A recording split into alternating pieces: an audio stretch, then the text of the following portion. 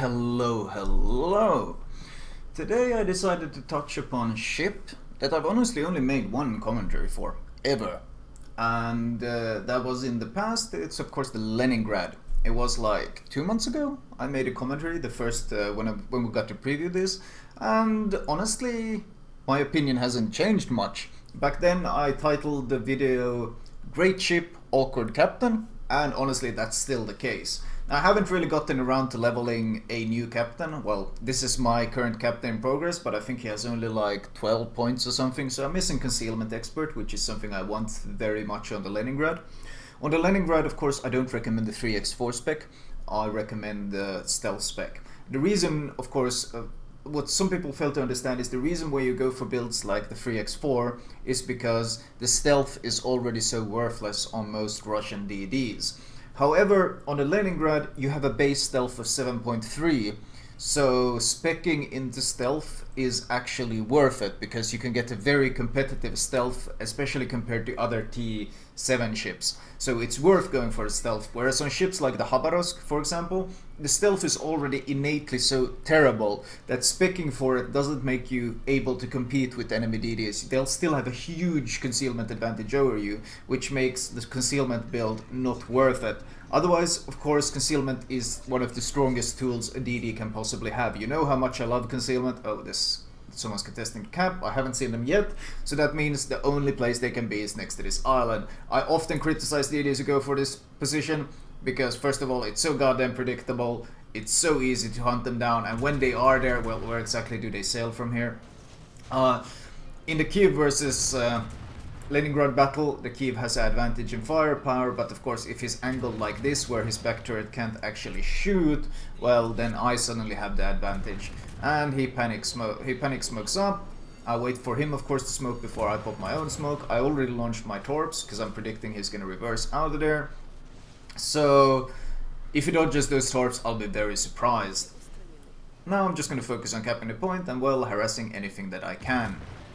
However, a Chapayev was spotted back there, so I am going to stay on my toes. Ah, there we go, a hit on the flooding. It's unlikely he's actually going to survive that because the flooding might probably actually kill him, because he probably repaired after the damage I did to his engines. Oh, there we go, as I said. So that's why I hate DDs who go, if they're on my team, I hate DDs who go for that position because it's so predictable, and if the enemy team has any idea what they're doing, then they're going to punish the potato who's sitting at that position very harshly, just like I did there.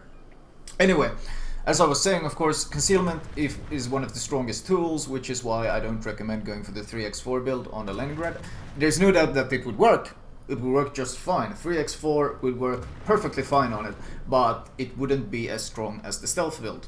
So if you are already 3x4 build, or you want to use your, for example, you use your Russian DD captain on it who has a 3x4 build, there's nothing wrong with that. It's still going to be a strong ship because the Leningrad is of course a fantastic ship. It has great gun power and it has great torpedo power. It's insanely fast, it handles decently well. I mean, there are not many weaknesses to be had, and for some reason it has a ton more health than the Kiev has, which doesn't really make much sense to me considering it already has so many other advantages over the Kiev. So, or the Leningrad was one of those ships that made it very hard to argue about the lack of pay to win, because comparing the Leningrad and the Kiev straight to each other, it's pretty obvious just how much superior the Leningrad is. Regardless, of course, if you have a 3x4 build on it, there's no panic, there's not the end of the world, but as I did in my original commentary, I still recommend the stealth build, simply because of its excellent stealth to begin with. Trying to figure out which way the ships are going to get them. The torps, of course, unlike the Kiev, which has 4 km torps, the ship has 8 km torps, and that of course gives it a lot more versatility, even in fact being able to stealth torp even without the 15-point captain perk. I think default concealment is 7.3, which means I'm able to look here for the perfect torp target. I'm gonna launch at this North Carolina, but I have the feeling as soon as I launch it's gonna start turning hard into the cap and all my torps are gonna miss. But whatever, might as well launch them. The cooldown isn't that long and I want to get to using my guns fairly soon. Gonna create some distance between them first. The first perk I said I have a 12-point captain, that means I have one 4-point perk, and that's of course AFT. That is the absolute first perk I always recommend on Russian DDs, and that applies to the Leningrad as well. Yeah, let North Carolina turns in all my torps miss. I knew it. But I still wanted to focus on North Carolina because the two Bayerns aren't nearly as much of a threat to my Colorado and Bayern that's in the cap. The North Carolina is by far the biggest threat because you can just pen them from any angle, overpen them and absolutely slaughter them. Now, I kind of want to use AP here, but then on the other hand, I'm expecting him to angle. I was expecting him to turn angle against me and start shooting me, which is why I used HE already, hoping to get some fires, get him spotted and such things, but he's not really reacting to me. He's more focused on burning down the Colorado. And I mean, the Leningrad isn't really a DD you can just ignore if he's shelling you, because the damage is going to add up. It doesn't seem much at first, but it does add up, especially when you got stuff like fires ticking. It's gonna be damage. It's definitely, especially on a Chapayev that of course cannot repair the damage. So any tick, in fact, when you play Chapayev, I always recommend to be very conservative about your health pool, because you're not able to recover it, and the Chapayev needs a bit of health to be able to use its radar effectively. If you chunk down the Chapayev to very low HP, then it's unable to play offensively at all with the radar, which reduces it to just a long-range HE spammer, which of course significantly hampers the overall impact you can have on games with that ship. So being conservative with the HP pool is quite important in a Chapayev. Regardless, he's turned away, he's junked away, I can't be bothered with him anymore. I'm focusing on resetting the cap now, I don't want to give up this cap. And of course, it's time to start working on this North Carolina because he has taken almost no damage. I briefly switch to the Bayern just to make sure the cap is being constantly reset. Oh, maybe we can get a fire on him actually. Oh, there we go. I'm not too greedy, I'm not going to bother with more fires than that. I just need to get some damage ticking on him. Oh, actually I got 2 fires. That's his... Was that on the North Carolina? No, it was on the Bayern. So the Bayern is going to force the damage gun. Actually, I can see the smoke pass from here, and I can see the damage ticking in the top right, which means the Bayern doesn't have repair available. So I have 2 fires ticking on him.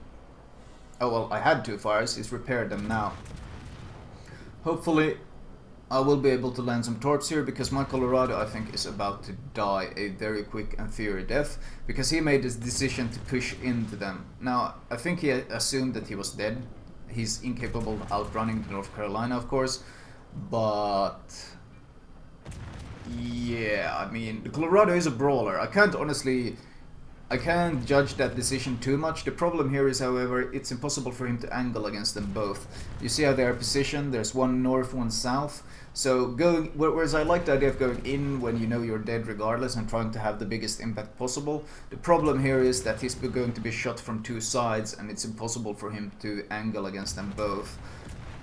And the North Carolina, of course, will completely ignore any angling he does, so sketchy decision. Now he's dead though, and they're about to cap, and now he's shooting me. Well, time to smoke. You notice I didn't smoke for that entire time. I was just using my speed. In case someone shot at me, I was pretty confident I wouldn't get hit thanks to the great speed, which is of course one of the major strengths of this ship. I run Vigilance, not Superintendent, so that's one of the reasons why I'm extremely conservative about using the smokes. Only really when I get shot at and I anticipate a lot of damage do I pop the smoke. Oh, is he gonna hit the torp? No, he manages to dodge all the Benson torps. Oh, the Benson I think launched the torps in the same position twice, which is something I highly advise against, since you miss out on the potential flooding damage by being greedy for going for the one shot. Some AP since he's giving broadside, but now he's of course angling right away, so it's back to HE.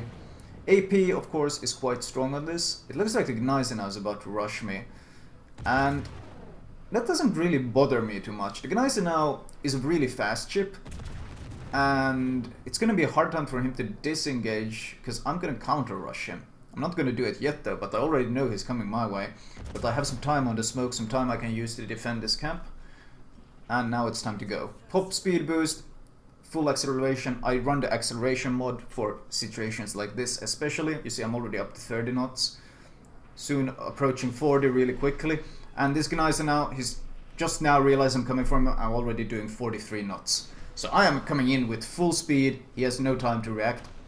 Here's very important, I hold my torps until he commits to a turn. There we go, he's committed. That's what I was waiting for. And I dropped my speed. I go full reverse to dodge his torps. And my torps hit because I waited to the last moment. And because I hit full reverse, as soon as I saw him turn and I knew he was torping, I hit full reverse. He shot his torps based on the white line.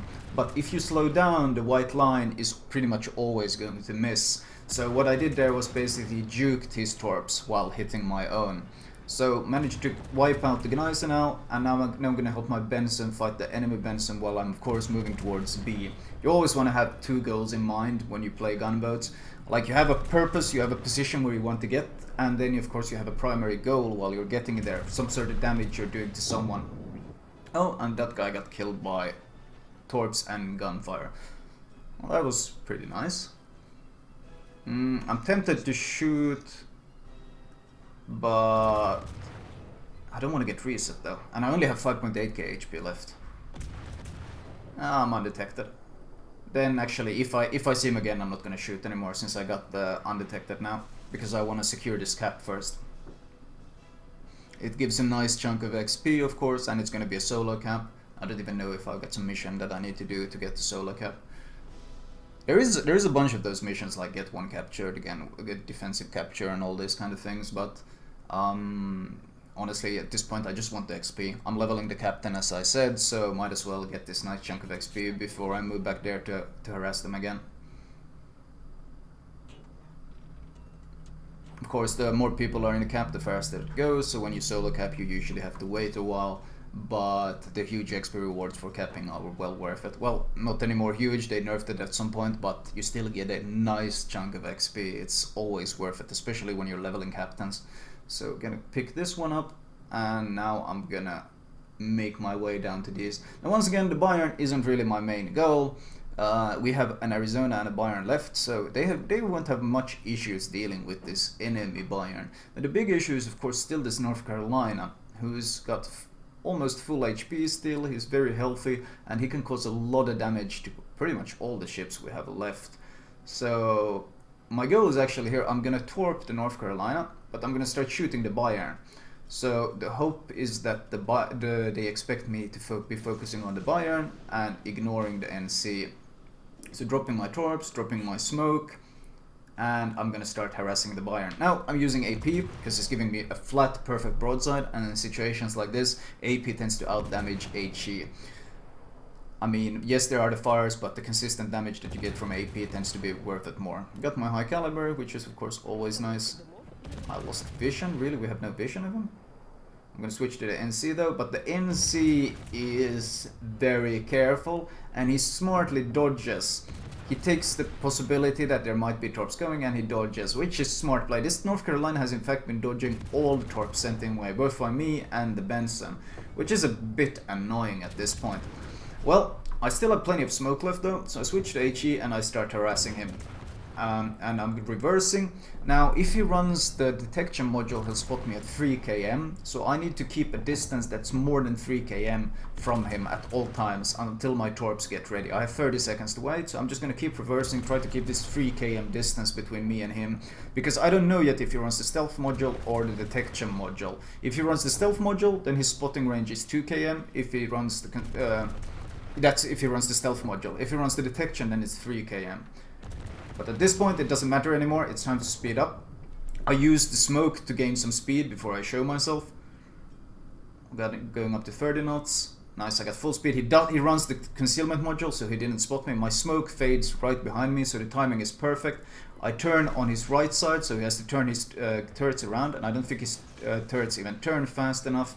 And of course I shoot where he is turning, meaning I don't trust the white line because the white line can be distracting. And I didn't even need the second volley. Now of course the biggest threat is my friendly teammate, because you know friendly teammates and torpedoes are usually a bigger threat than the enemy. I have to dodge his torps. And at this point, well, this game is starting to look fairly secure. Once again switching to AP. I actually got a fire with that one volley, but I'm gonna use this Benson smoke and I'm gonna start harassing this broadside Bayern. At this point, I can drop the GGs, since I had a guy on the enemy team. If you guys noticed, he was talking in chat about how he had a bad feeling. Usually, well, usually when people say they have a bad feeling when I'm on the enemy team, I tend to detonate from like the first shell or something. And that's the end of the game. A pretty fun game, honestly. Not that much DD knife fighting this time, just a lot of battleship action. DD versus battleship. Of course, Leningrad is a premium, so the cash rewards are extremely hefty. I did get the task done, which is always nice. And of course, there's still a 100% bonus going on since it's Monday. And, well, I got 3k base XP, so that multiplied gave me that huge XP bonus. A 15-minute game, 173k damage. That's always nice. The damage is pretty spread out. The only DD I really wrecked hard was the Kiev, no one else. And Captain XP wise, well, you can see I made 31k, almost 31k Captain XP. So that's always nice. Right, since it's been a while since I covered the ship, I'll go over the builds real fast. I recommend Premium Repair, Premium Smoke. It's a premium, you can afford it. Paying 45k for that stuff isn't that big of a deal. Main armaments, main battery mod 2. Now this is very important. It reduces your reload, yes. I mean, increases your reload, but it gives you turret traverse. And that's something you really need on the Leningrad, since you can't run expert marksman with a fresh captain. And engine and of course speed boost, because the rudder shift is already good and you saw how much use I got out of that acceleration bonus in the game. Basic farming training, last stand, vigilance, and of course AFT. Oh, I only had 11 point, not a 12 point captain, my bad. And concealment expert is what I'm saving for after AFT. Now I obviously want to build this captain into the Anshan captain that shares very similar characteristics to this ship, so you can see my full Anshan captain build here. Concealment expert followed by expert marksman and basics of survivability as the like 16, 17 and 18 points. Now there's no real point going torpedo armament expertise because you want the turret traverse, because it's one of the great weaknesses of both the Anshan and the Leningrad. And since you are a gunboat mostly, you want to get more use out of those guns. Anyway, that was my Leningrad commentary. I hope you guys enjoyed it.